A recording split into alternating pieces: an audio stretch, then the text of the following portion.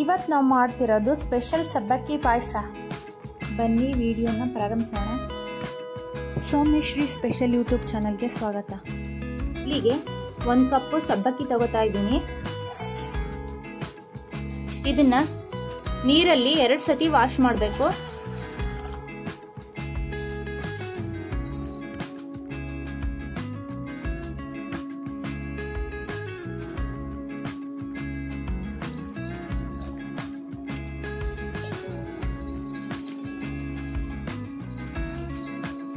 ನೋಡಿ, ಸಬ್ಬಕ್ಕಿನ ಈ ತರ ಎಲ್ಲ ವಾಶ್ ಮಾಡ್ಕೋಬೇಕು. ಈಗ ಸಬ್ಬಕ್ಕಿನ 2 ರಿಂದ 3 ಸಲ ವಾಶ್ ಮಾಡ್ಕೊಂಡಾಗಿದೆ. 1 ಕಪ್ ಸಬ್ಬಕ್ಕಿ ತಗೊಂಡಿದ್ದೀನಿ. ಅದಕ್ಕೆ ನಾನು 1 ಕಪ್ಪಿಗಿಂತ ಕಮ್ಮಿ ನೀರನ್ನ ಹಾಕೋತಾ ಇದ್ದೀನಿ. ಇದು 1 ಗಂಟೆಗಳ ಕಾಲ ನೆನೆಯಕ್ಕೆ ಬಿಡಬೇಕು. ಅಷ್ಟರಲ್ಲಿ ದ್ರಾಕ್ಷಿ ಗೋಡಂಬಿನ ಫ್ರೈ ಮಾಡ್ಕೊಳ್ಳೋಣ. ಈಗ ಒಂದು ಪ್ಯಾನ್ ತಗೊಂಡಿದ್ದೀನಿ. ಈಗ 1 ಟೇಬಲ್ ಸ್ಪೂನ್ ತುಪ್ಪ ಹಾಕೋತಾ ಇದ್ದೀನಿ.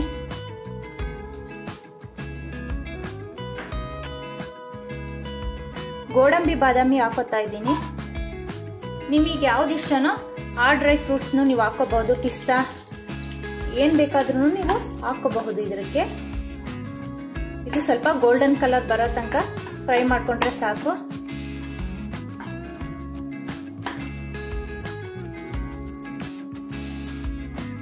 ನೋಡಿ, ಸ್ವಲ್ಪ ಗೋಲ್ಡನ್ ಕಲರ್ ಬಂದಿದೆ. ಇದನ್ನ ತೆಗೆದುಕೊಳ್ಳೋಣ.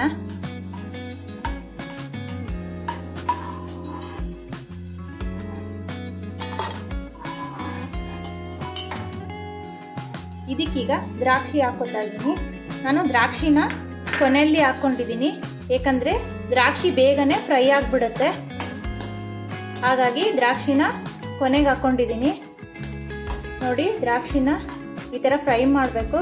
ಸ್ವಲ್ಪ ಇದು ದಪ್ಪ ಆದ್ಮೇಲೆ ಇದನ್ನ ತೆಗೆದುಕೊಳ್ಳೋಣ. ದ್ರಾಕ್ಷಿನೂ ಫ್ರೈ ಆಗಿದೆ. ಇದನ್ನ ಒಂದು ಪ್ಲೇಟಿಗೆ ತೆಗೆದುತ್ತಾ ಇದ್ದೀನಿ. ದ್ರಾಕ್ಷಿ ಗೋಡಂಬಿ ಫ್ರೈ ಮಾಡೋದ್ವಲ್ಲ, ಅದೇ ಬಾಂಡ್ಲಿಯಲ್ಲಿ ತುಪ್ಪ ಉಳಿದಿದೆ. ಅದಕ್ಕೇನೆ ನಾನೀಗ 1 ಲೀಟರ್ ಹಾಲು ಹಾಕ್ತಾ ಇದ್ದೀನಿ.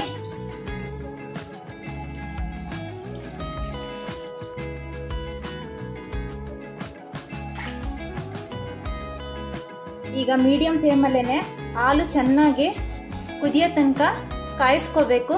ನೋಡಿ, ಈಗ ಕ್ರೀಮ್ ಮಿಲ್ಕ್ ತಗೊಂಡಿದ್ದೀನಿ ನಾನು. ಯಾಕಂದ್ರೆ ಇದಕ್ಕೆ ಕ್ರೀಮ್ ಮಿಲ್ಕ್ ಚೆನ್ನಾಗಿರುತ್ತೆ. ಯಾಕಂದ್ರೆ ಇದು ನಾವೇನೇ ಸ್ವೀಟ್ ಮಾಡಿದ್ರು ಈಗ ಗಟ್ಟಿ ಕ್ರೀಮ್ ಮಿಲ್ಕ್ ತಗೊಂಡ್ರೇನೆ ಸ್ವೀಟು ತುಂಬಾನೇ ಚೆನ್ನಾಗೇ ಆಗುತ್ತೆ, ತುಂಬಾ ಟೇಸ್ಟಿ ಆಗುತ್ತೆ. ನೋಡಿ, 1 ಗಂಟೆಗಳ ಕಾಲ ಆಗಿದೆ. ಈಗ ಸಬ್ಬಕ್ಕಿ ನೆಂದಿದೆ.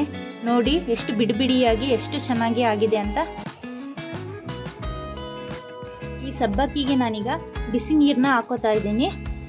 ನೋಡಿ, ಸಬ್ಬಕ್ಕಿ ಮುಳುಗೋ ಅಷ್ಟು ಬಿಸಿ ನೀರು ಹಾಕೋತಾ ಇದ್ದೀನಿ. ಇದು 2 ನಿಮಿಷಗಳು ನೆನ್ಕೊಂಡ್ರೆ ಸಾಕು. ಈ ತರ ಮಾಡೋದ್ರಿಂದ ಸಬ್ಬಕ್ಕಿ ಪಾಯಸ ಮಾಡಿದಾಗ ಸಬ್ಬಕ್ಕಿ ಹೋಗಿ ತಳದಲ್ಲಿ ಕೂತ್ಕೊಳ್ಳೋದಿಲ್ಲ. ತುಂಬಾನೇ ಸ್ಮೂತ್ ಆಗುತ್ತೆ, ತುಂಬಾನೇ ಟೇಸ್ಟಿ ಆಗುತ್ತೆ. ಇದು 2 ನಿಮಿಷ ಈಗ ನೆನ್ಕೊಂಡ್ಲಿ. ನೋಡಿ, 2 ನಿಮಿಷಗಳ ಕಾಲ ಆಗಿದೆ. ಈಗ ಇದನ್ನ ಸೋಸ್ಕೊಳ್ಳೋಣ.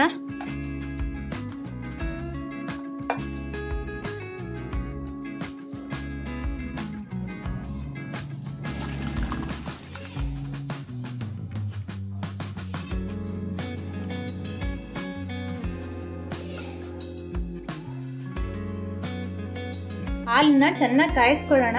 ಇನ್ನೇನು ಹಾಲು ಉಕ್ತಾ ಇದೆ ಅನ್ನುವಾಗ ಸಬ್ಬಕ್ಕಿನ ಹಾಕೋಬೇಕು. ನೋಡಿ, ಈಗ ಸಬ್ಬಕ್ಕಿನ ಹಾಕೋತಾ ಇದ್ದೀನಿ.